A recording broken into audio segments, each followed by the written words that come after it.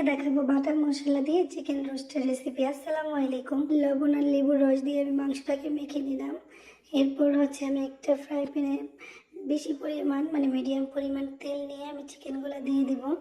তো আস্তে আস্তে আমি সুন্দর করে দুই পিঠ আমি লাল লাল করে ভেজে নেব। তো এখানে একটা টিপস বলে দিই, অনেকে রোস্ট রান্না করলে চিকেনটা সফট হয় না, ভিতরে একদম শক্ত হয়ে যায়। তো এই ক্ষেত্রে আপনাদের করতে হবে যখনই রোস্টটা ভাজবেন তখন একদম চুলার হাই হিটে ভাজতে হবে, চুলাটা একদম ফুল স্পিডে দিতে হবে। তো আমার এটা যেমন ইলেকট্রিক্যালের, তো আমি কিন্তু আমার ইন্ডাকশনে একদম ফুল স্পিডে দিয়ে ভাজলাম। এর কারণে আপনার রোস্টটা যেমন ভিতরে সফট থাকবে, মাংসটা শক্ত হবে না। যখন হাই হিটে রান্নাটা করবেন ভাজবেন, তখন রোস্টের ভিতরে একদম সফট থাকবে, শক্ত হবে না আর কি রোস্টটা। দেখতে পাচ্ছেন আমার রোস্টগুলো। তো এখানে আমি বাটা মশলা নিয়ে দিব, পেঁয়াজ বাটা, হালকা পরিমাণ একটু মরিচ বাটা, তো এখানে দারচিনি এলাচি বাটা, বাদাম বাটা, আদা রসুন বাটা, আর গরম মশলা, জিরা বাটা।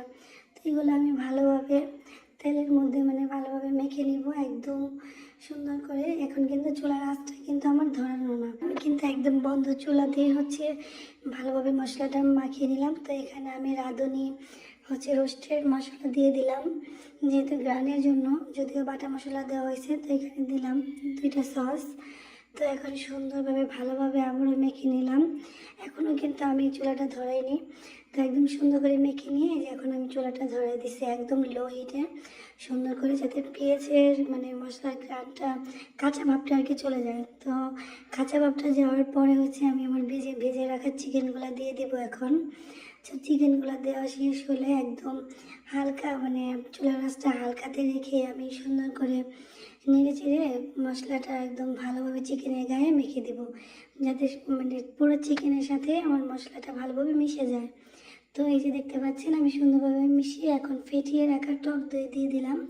তো এই টক দইটা আমি আর কি ঘরেই বানাইছিলাম, তো এটা দিয়ে দিলাম। তো সাথে লিকুইড একটু হালকা দুধ দিছি, আমি কিন্তু এখানে কোনো পানি ইউজ করি না এখনও। তো দেখতে পাচ্ছেন আমি একদম পানি ইউজ না করে তো সুন্দরভাবে এখন হালকা লো হিটে আমি চিকেনটাকে সিদ্ধ করে নিব। তো আমার মতো এরকম ভুল কেউ করবেন না। আমি কিন্তু যে হাঁড়িতে দিয়েছিলাম ওইটার মধ্যে আমি কিছু পরিমাণ পানি দেওয়ার পরে ওইটার মধ্যে হচ্ছিল না, তো আমি আবার হাঁড়িটা চেঞ্জ করে অন্য একটা হাঁড়িতে দিলাম, যেহেতু একটু পানি দেওয়া লাগবে। তো এই যে দেখেন, তো যে পরিমাণ পানিটা দিয়েছি দেওয়ার পরে একটু কাঁচামরিচ আর উপরে একটু ঘি দিয়ে দিলাম। তো এখন একটু পেঁয়াজ বেরেস্তা দিলাম। তো এই যে পরিমাণ আমি ঝোলটা রাখছি, তো এরকম পরিমাণই রাখতে হবে। এর বেশি যদি আপনি রাখেন তাহলে কিন্তু রসটা খেতে ভালো লাগবে না। তো একদম মাখা মাখা ঝোল রাখতে হবে। যদি বেশি ঝোল রাখেন তাও ভালো লাগবে না, আবার বেশি শুকায় রাখলেও ভালো লাগবে না।